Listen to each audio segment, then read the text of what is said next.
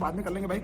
देखो रिकमेंडेशन हम दे नहीं सकते सभी के हिसाब से, बट अगर आप मुझसे पूछेंगे तो चोला का ग्रोथ जो है वो एचडीएफसी बैंक से ज्यादा है, बिकॉज चोला एनबीएफसी है, छोटी साइज है, लिमिटेड मार्केट में ऑपरेट करती है। तो चोला अगर फॉर एग्जांपल जाएगी, आप देखेंगे कि वो ऑटो लोन में काफी एक्टिव है चोला। तो कोविड के समय से मुझे याद है कि चोला जो है वो सबसे पहले स्टार्ट किया था ऑटो लोन करना, और क्योंकि चोला जो है वो पीछे से आके दौड़ा है आगे।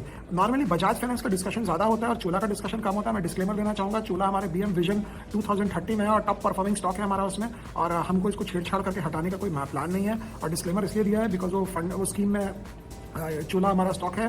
बट नॉर्मली अगर आप देखेंगे तो जब एक कंपनी आपने ले लिया और वो स्टॉक चल रहा है तो उसको छेड़छाड़ नहीं करनी चाहिए जब तक कि कंपनी आपके साथ अपने रिजल्ट्स में कोई गड़बड़ न दिखाए। तो चोला अभी तक कोई आपको रीजन नहीं दिया है गड़बड़ दिखाने का, तो मुझे लगता नहीं कि चोला के साथ कुछ करना चाहिए। बट वैल्यूएशन वाइज चोला महंगा है, वैल्यूएशन वाइज एचडीएफसी रिलेटिवली सस्ता है, लेकिन बात वही है, महंगा है तो रिजल्ट भी अच्छा लाता है और वो सस्ता है तो रिजल्ट भी ठंडा लाता है। अब ये क्या लाइफ में ना हर वक्त अच्छी चीज सस्ती नहीं मिलती है, अच्छी चीज हर वक्त महंगी मिलती है, और सस्ती चीज हर वक्त जो देखेंगे आप खरीद कर अगर आप लाए तो उतनी अच्छी नहीं निकलेगी। तो वही जैसे मैं बार बार बोलता हूँ कि केले के दाम पे हापुस के आम नहीं मिलते, तो ये आपको एक कॉल लेना पड़ेगा। बट हाँ, अगर P expansion, price book expansion की बात है, मुझे नहीं लगता चोला से यहाँ पे बहुत सिग्निफिकेंट एक्सपेंशन का स्कोप है। बट हाँ, बिजनेस मोमेंटम बहुत स्ट्रॉग है चोला का, ये मैं बोल सकूंगा। डिसीजन आपको खुद लेना होगा बिकॉज मैं रिकमेंड नहीं करूंगा आपको, बट इसके पीछे आप समझ सकते हैं। बिकॉज इतना ईजी भी नहीं है बोलना कि नहीं ये ले लो वो मत लो, वो ले लो ये मत लो। बिकॉज अगर चोला सस्ता होता और रिजल्ट अच्छा दिखाता और एचडीएफसी महंगा होता और रिजल्ट थोड़ा सा कम दिखाता रिलेटिवली टू चोला, तो फिर आपको लगता है यार ये बोल दो। वैसे एचडीएफसी बैंक हमारे बीएम निफ्टी टॉप 20 में है, तो मैंने बोला था कि हम 60 के पी पे इन्वेस्टमेंट जब भी करेंगे जब 25% ग्रोथ हो।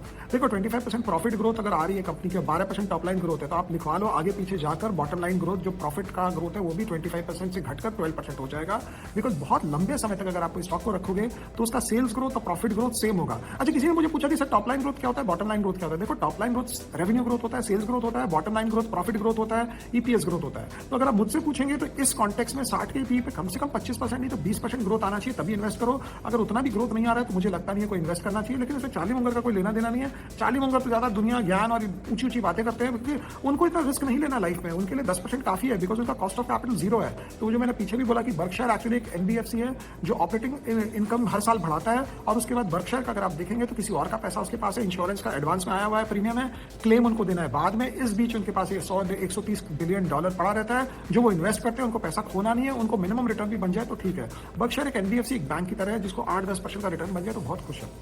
एनीवे चलो, सुमित मौर्य कह रहे हैं सर आप बिजनेस न्यूज के लिए कौन सा न्यूज़पेपर और मैगजीन रीड करते हैं? नहीं, आप कुछ नहीं रीड करते। 15-20 साल हो गए, मुझे याद नहीं, 15 साल तो हो ही गए। फॉर एग्जांपल मैं कोई न्यूज़पेपर नहीं पढ़ता बिकॉज मैंने ये देखा है कि जितना आप न्यूज़पेपर पढ़ते हो कल की न्यूज़ आज बताते हैं, कल क्या होएगा वो नहीं बताता। और ये आप बोलेंगे तो बहुत नॉर्मल सी बात है, आपने इतना क्या तोप लगा के बोल दिया इस पे। वो इसलिए क्योंकि कल की न्यूज़ अगर आप आज पढ़ रहे हो तो मतलब ऑलरेडी इन द प्राइस है। आपको शॉप के अलावा बिजनेस न्यूज़पेपर पढ़ के कोई एक्स्ट्रा कुछ नहीं मिलता। इससे अच्छा सारी न्यूज़ तो आज के दिन वैसे भी इंटरनेट पे आ जाती है, ट्विटर पे आ जाती है, कोई ना कोई आपको बता देता है, कहीं आप देख लेते हो। बट हाँ, बिजनेस न्यूज़पेपर मैगजीन, एक जमाना था जब मैं 4-4 न्यूज़पेपर पढ़ता था बैठकर, मतलब मुझे अभी भी याद है इकोनॉमिक टाइम्स एक होता था, बिजनेस स्टैंडर्ड एक होता था, फाइनेंशियल एक्सप्रेस एक होता था, और एक हिंदू बिजनेस लाइन दिन के 2 बजे आता था चेन्नई से। ये आज से 15 साल पहले की बात है, मैं जब कलकत्ता रहा करता था तो दिन के 2 बजे भी आता था, 4-4 न्यूज़पेपर आते थे हमारे, और सारा मतलब बैक टू बैक पढ़ना था देखने को कि क्या हो रहा है। और पता नहीं धीरे धीरे जब आपका फोकस्ड इन्वेस्टमेंट हो गया, कंसंट्रेशन हो गया, जब पैसा नहीं बनता है ना तो आदमी सब कुछ पढ़ता है, सब कुछ देखता है, सबसे पूछता है। जब आपको पता चल जाता है कि विनिंग स्ट्रैटेजी कैसे बन रही है, फिर आप ये सब काम अपने आप धीरे कर लेते हैं। उसके बाद मैगजीन्स होते थे कितने सारे नाना प्रकार के, मुझे पता नहीं आजकल बिकती है कि नहीं।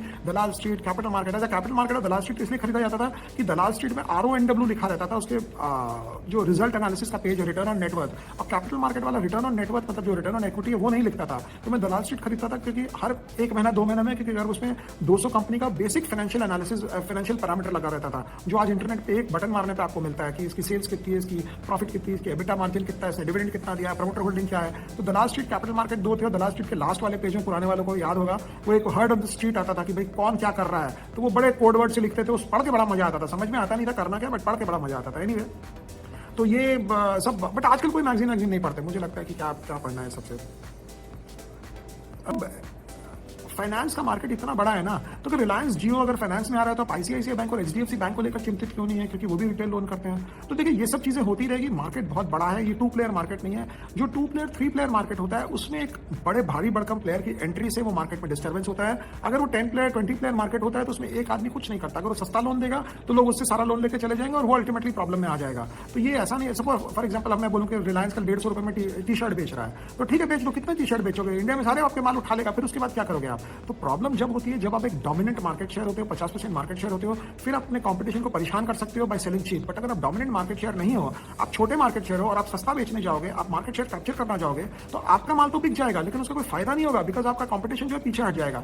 आप पता नहीं कितने जनों के पास ग्रुप फाइनेंस था, मेरे पास था 2008, 9, 10 में। तो 2007 में आईसीआईसीआई बैंक गुजरात गई थी और सस्ते में लोन करती थी, होम लोन। तो ग्रुप फाइनेंस उस समय बहुत स्मार्ट काम किया, उसने मार्केट से विड्रॉ कर गया। वो बोला हमको लोन ही नहीं देना सस्ते रेट पे। वो 1 साल 1.5 साल आईसीआईसीआई ने लोन दिया सस्ते रेट पे, एनपीए हुए आईसीआईसीआई का, आईसीआईसीआई ने लोन देना बंद कर दिया, अपने ग्रुप फाइनेंस वापस मार्केट में आ गया। तो ये पुराने अगर आप एक्सपीरियंसेस देखेंगे तो इससे ये पता चलता है कि ठीक है, जियो फाइनेंस कुछ भी लॉन्च करे, कुछ भी हो, इससे कोई मुझे नहीं लगता कोई खास बड़ा इंपैक्ट आएगा। Sir, regarding latest debt ceiling crisis in US, instead of increasing loan limit, they can also print currency. नहीं, वो करेंसी प्रिंट करना मतलब कि लोन लिमिट लेना है ना। आप अगर करेंसी प्रिंट करा रहे हो मतलब कि गवर्नमेंट लोन ले रही है। अगर आप गवर्नमेंट लोन नहीं लेगी तो करेंसी का प्रिंट कैसे होएगा? पहले दे हैव टू से वी विल टेक लोन, दूसरा करेंसी प्रिंट करो या मार्केट से पैसा लो। बट ये तो डेट सीलिंग क्राइसिस देखिए ब्लोन आउट ऑफ प्रोपोर्शन है, मुझे नहीं लगता ऐसा कुछ होएगा। और क्योंकि अगर हो जाता ना तो डाउ कम से कम 10% गिर गया होता, 15% गिर गया होता। आप समझो कि आपकी कंपनी डिफॉल्ट कर रही है, आपका स्टॉक प्राइस उधर का उधर ही। ऐसा हो सकता है कभी आपको पता चलेगा कि इस कंपनी को डिफॉल्ट हो रहा है, अपना फिक्स डिपॉजिट मैच्योरिटी पे नहीं पैसा दे पा रही है और उसका शेयर का दाम नहीं गिर रहा है। ऐसा कभी होता है? ऐसा होता नहीं है। तो मार्केट को भी पता है कि ये टेक्निकल फैक्टर के कारण अगर होगा डिफॉल्ट तो होगा, इससे कोई बहुत बड़ा इंपैक्ट नहीं होगा। उस दिन जरूर डाउ कुछ ऊपर नीचे हो जाए, लेकिन उनको सल्टा लेंगे। मैं शुरू से बोल रहा हूँ इतना केओस और वो नहीं करना चाहिए। बार्गेनिंग टैक्टिक्स होती है ऑपोजिशन की और वो जो पावर में रहते हैं उनकी, कि बैठो मेरी बात सुनो, मेरे को इंपॉर्टेंस दो, मेरी बात मानो, वो बात मानो। तो 2 बात उनकी मानी जाती है, 2 बात इनकी मानी जाती है, मिलजुल के सब एग्रीमेंट हो जाता है। ये सब बार्गेनिंग टैक्टिक्स है, ऐसा कुछ नहीं है। मेरा एक्सपीरियंस है जो इंडियन, देखो पॉलिटिशियन सेम है, इंडियन हो या अमेरिकन हो, बस दोनों क्या हिसाब से अपना काम करते हैं वो डिफरेंट है, बट अंदर की जो मानसिक जो स्थिति होती है दोनों की सेम होती है। तो वो हिसाब से आपको देखना चाहिए।